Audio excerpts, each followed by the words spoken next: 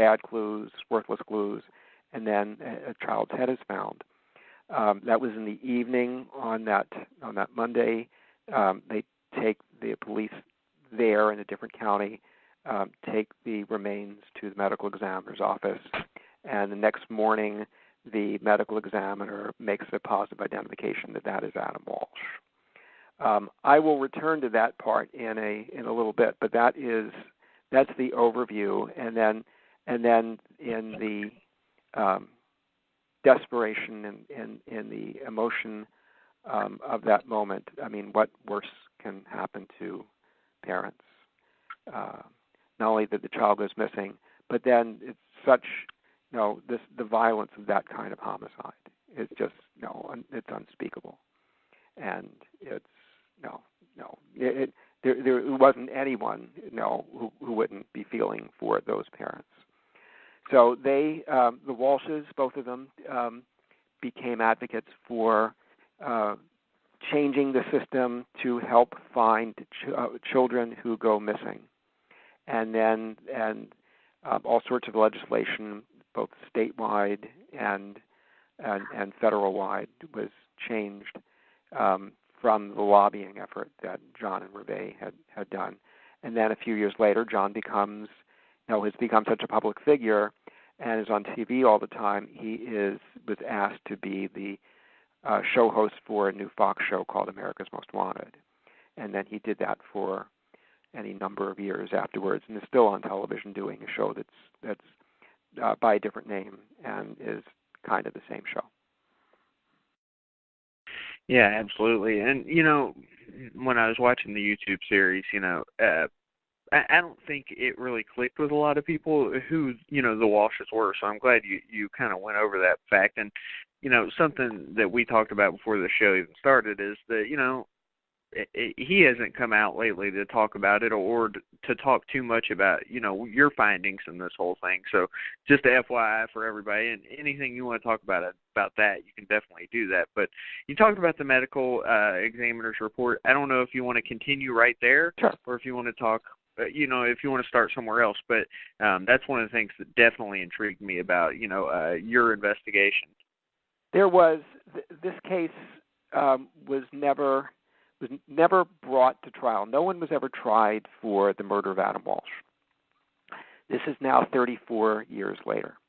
And in 2008, the police in Hollywood, Florida, held a press conference, and the Walshes were present, and they announced the closure of the case. They closed it against a dead man named Otis Toole, and he's kind of a famous guy in serial killer lore as the partner of Henry Lee Lucas, who's somewhat a little bit more famous.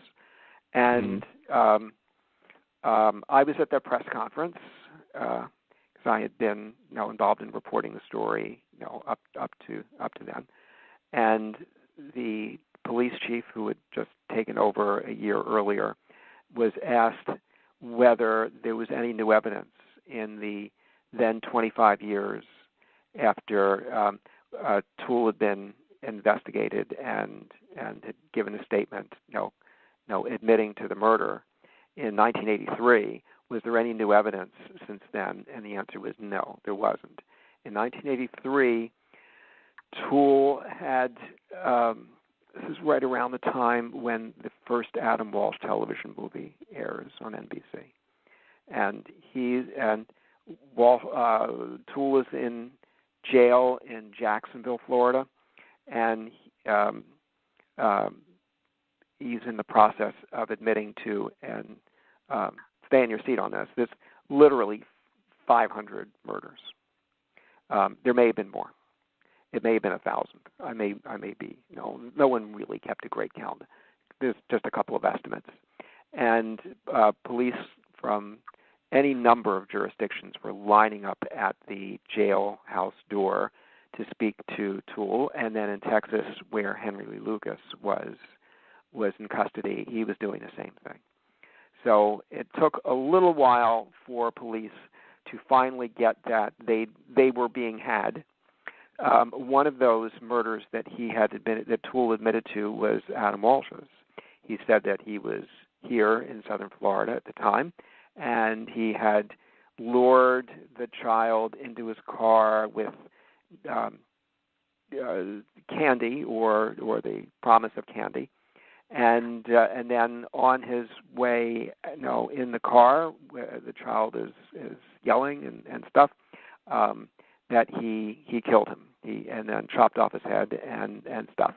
Well, in 1983, when the police are listening to this and taking tape statements, then they, at some point, they stopped. If they were believing him at any point, they stopped believing him in 1983. And then when the case files became public record, and you could see all of the interviews that were done, you could see that Toole was kind of pumping the detectives for information, which is not the way it's supposed to work. And Toole was given the opportunity to answer questions and didn't answer anything correctly. Got nothing, and the detectives kept giving him piece by piece of the story.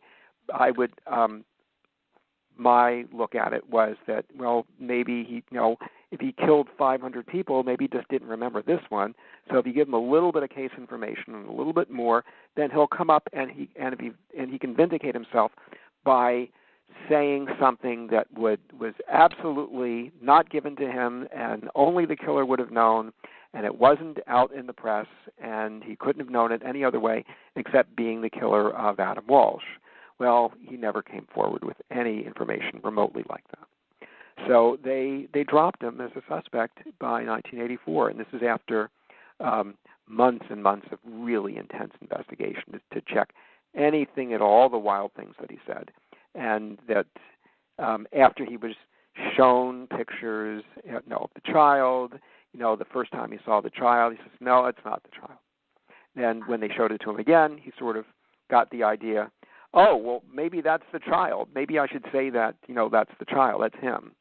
They showed him the crime scene where the child's head was found.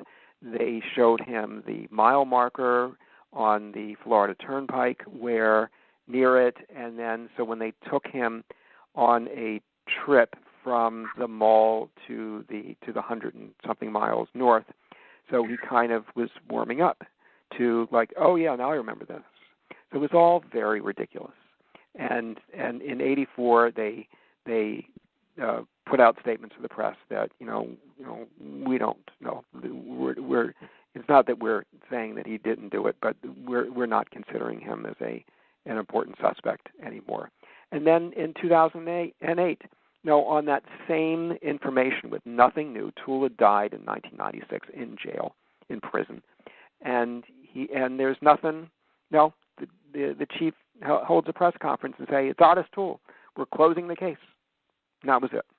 And meanwhile, I had reported beginning in 2006 that there was a different suspect who was more compelling. There was more evidence, and that was your friend, Jeffrey Dahmer.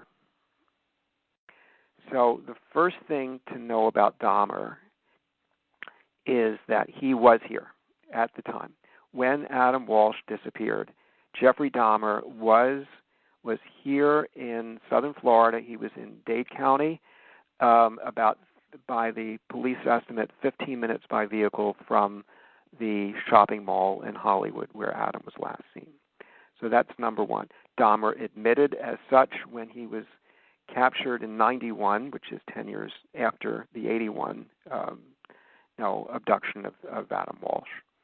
And what the police never knew until I showed it to them, or shall I say an ABC news producer who I'd given it to showed it to them, was a police report in Dade County with Dahmer's name on it. It was dated 20 days before Adam disappeared, and it was of Jeff Dahmer discovering in the alley behind where he worked, next to the dumpster, a dead body. So I ask you, Travis. I already asked you, but I'll ask you again. Have you ever found a dead body? No, I have not. Okay, you're sure about that. Okay, if that ever happens to you, now even advancing to, in your mind, to the age of dementia, do you think that you would ever forget that? No, I can't imagine that I would. I would say that would be pretty shocking for the usual person. It's one thing even to see a dead body, even in a funeral setting, but to find an abandoned dead body, on the ground, and that's what Jeff Dahmer is, reporting to police 20 days before Adam. Now this is bad luck. I mean, bad things seem to happen around Jeff Dahmer. But when Jeff in 91 is captured in Milwaukee, he was asked to list, all the murders he had participated in. Now all this, just give us a full, biography of you, Jeff. Everywhere you've been, all the things of note. We'll be listening. We're writing this down. And Jeff, maybe it was because he didn't just kill 17 people. Maybe he killed 170 people or something, who knows. He did not recall for the Milwaukee police detectives anything about finding a dead body in Miami, Florida.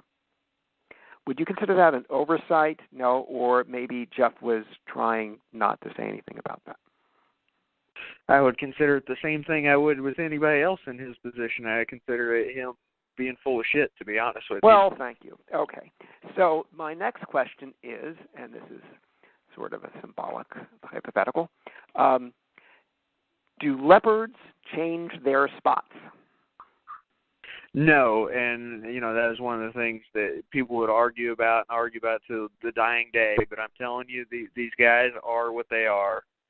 Okay, so Jeff Dahmer, according to pretty much everyone who knew him growing up with him, even his father, especially his father, and people who work with him and people who were in the Army with him, I'll get to that in a little bit, was considered to be quite the liar. But when he was captured, caged, shall we say, like the leopard, then the leopard changed his spots and suddenly told all the truth, nothing but the truth, and was believed by the Milwaukee police and the Milwaukee County prosecutor, and then everybody else who's read the Jeff Dahmer story, that he dumped out everything he did. That is it. There's nothing else about Jeff Dahmer that because he didn't admit to it, and I think that he invoked Jesus or whatever he did. That and therefore we should all believe Jeff Dahmer, case closed. Is that a fair thing? And that's what they expect us to believe. Absolutely. That's right. So there could well be any number of other Jeff Dahmer murders out there, or horrendous things. And I bring you that one of them is Adam Walsh, the kidnapping of Adam Walsh. Now, so I have him in proximity 20 days before, 15 to 20 minutes by vehicle, which he said he didn't have a vehicle, from that shopping mall. Jeff was asked whether, regarding Adam Walsh, he knew about the case. He said at the time he remembered there being posters up in when the child was missing, but no, he hadn't been to Broward County, which is where Hollywood is, and he did not take since he didn't have his own car, he didn't take Adam Walsh. He had nothing to do with that. So the problem with that, once the case file was opened in two steps. First time it was in 1996 when a journalist from Mobile, Alabama, had initiated through his research a public records request that wound through the courts, and the case was statutorily defined, the rule